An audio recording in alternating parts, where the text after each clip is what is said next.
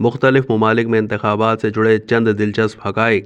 کس ملک میں ووٹنگ سے پہلے ہی امیدوار منتخب ہو جاتے ہیں؟ خلاباز ووٹ کیسے دیتے ہیں؟ اس سال پاکستان سمیت کم از کم 64 ممالک میں انتخابات ہوں گے اور دنیا کی 49% آبادی حق رائے دہی کا استعمال کرے گی۔ تو دنیا کے چند ممالک میں انتخابات سے جڑے چند دلچسپ حقائق کو جانیں۔ ویسے تو اس بار پاکستان میں عام انتخابات کا انعقاد جمعرات کو ہوا، لیکن دنیا کے زیادہ تر خطوں میں الیکشن کے لیے اتوار کو ترجیح دی جاتی ہے۔ البتہ امریکہ وہ ملک ہے جہاں منگل کے دن انتخابات کرائے جاتے ہیں۔ اسی طرح کینیڈا میں پیر، آسٹریلیا اور نیوزی لینڈ میں ہفتہ اور برطانیہ میں جمعرات کا دن انتخابات کے لیے مخصوص ہے۔ فرانس اور سویڈن ایسے ممالک ہیں جہاں لوگوں کو انتخابات سے پہلے خود کو رجسٹر کرانے کی فکر نہیں ہوتی۔ ان ممالک کی حکومتوں کی جانب سے خودکار طور پر اہل ووٹرز کو رجسٹر کر لیا جاتا ہے۔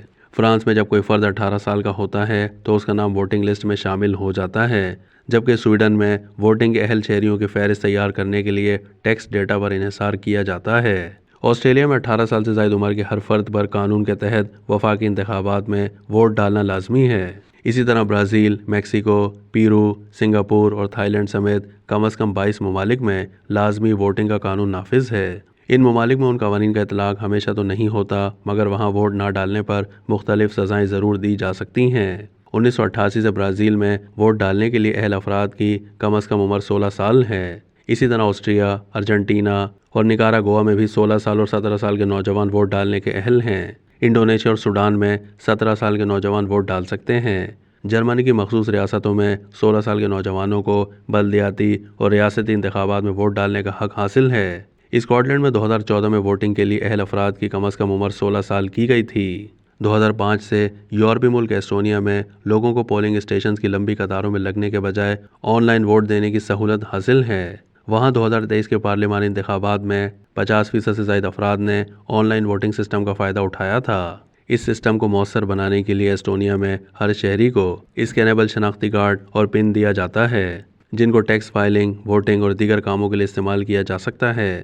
پاکستان میں تو اگر آپ کو اپنے حلقے میں کھڑے تمام امیدوار پسند نہیں تو گھر رہنے کو ترجیح دی جاتی ہے، مگر کچھ ممالک میں ایسے افراد کو دلچسپ طریقے سے پولنگ مرحلے کا حصہ بنایا جاتا ہے۔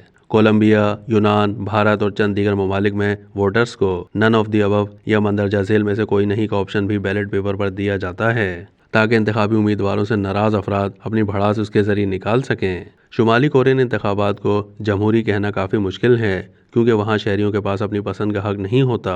شمالی کوریا کی حکمران جماعت ووٹنگ سے پہلے ہی کامیاب امیدواروں کا انتخاب کر لیتی ہے، تو ووٹنگ کے دوران شہری ایک ڈبے میں ناموں کا ایک پرنٹ آؤٹ ڈال کر اپنی سپورٹ کا اندیا دیتے ہیں۔ اس کے ساتھ ایک اور ڈبے کو امیدواروں کو مسترد کرنے کے لیے استعمال کیا جاتا ہے۔ افریقی ملک گیمبیا میں شہری ماربل کو مختلف کلر کے ایسے ڈبوں میں ڈالتے ہیں جن پر امیدواروں کی تصویریں بنی ہوتی ہیں۔ ہر ڈبے میں ایک گھنٹی ہوتی ہے جو ماربل گرائے جانے پر بجتی ہے۔ اگر گھنٹی ایک سے زائد بار بجے تو عملے کو علم ہو جاتا ہے کہ کسی نے قوانین کی خلاف ورزی کی ہے۔ انٹرنیشنل اسپیس اسٹیشن میں موجود امریکی خلابازوں کو 1997 سے ووٹنگ کا حق حاصل ہے۔